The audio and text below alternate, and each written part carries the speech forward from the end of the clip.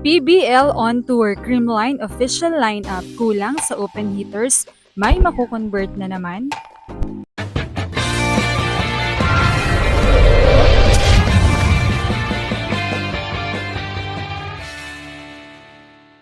What's up, Volleyball Nation? Welcome back to my YouTube channel. Narito ako para magbigay sa inyo ng updates tungkol sa mundo ng volleyball. Pero bago yan, don't forget to subscribe and hit the notification bell para updated ka sa aking mga videos. Matatapos na nga ang matagal na paghihintay ng mga PBL fans dahil magsisimula na nga muli ang profesional na liga sa bansa, ang PBL on Tour, kung saan mabibigyan na nga ng pagkakataon na makabisita ang mga idolong manlalaro sa iba't ibang lugar. Pero bago yan ay tingnan muna natin ang mga players na bibida para sa silver medalist ng nakaraang PBL, ang Creamline Cool Smashers.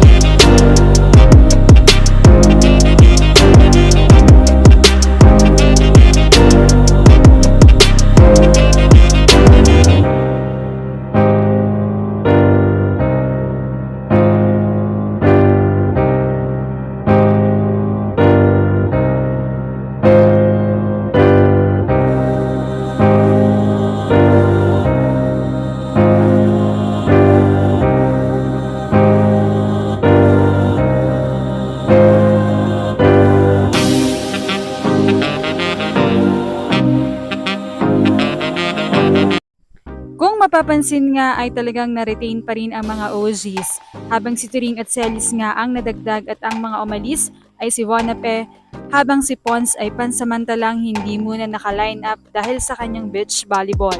Kaya naman nangangamba ang mga fans kung bakit hindi kumuha ng open hitters ang Creamline, gayong malaking kawalan si Pons sa kanila. Malamang ay mag-stick muli kay Gemma at i-convert muli si Tots bilang open hitter at magiging kapalitan na lang nila si Valdez at ang magiging main gunner nila for opposite ay si Michelle Gumabaw. Kaya naman, anong masasabi niyo dito? Leave a comment below. Thank you for watching and don't forget to subscribe.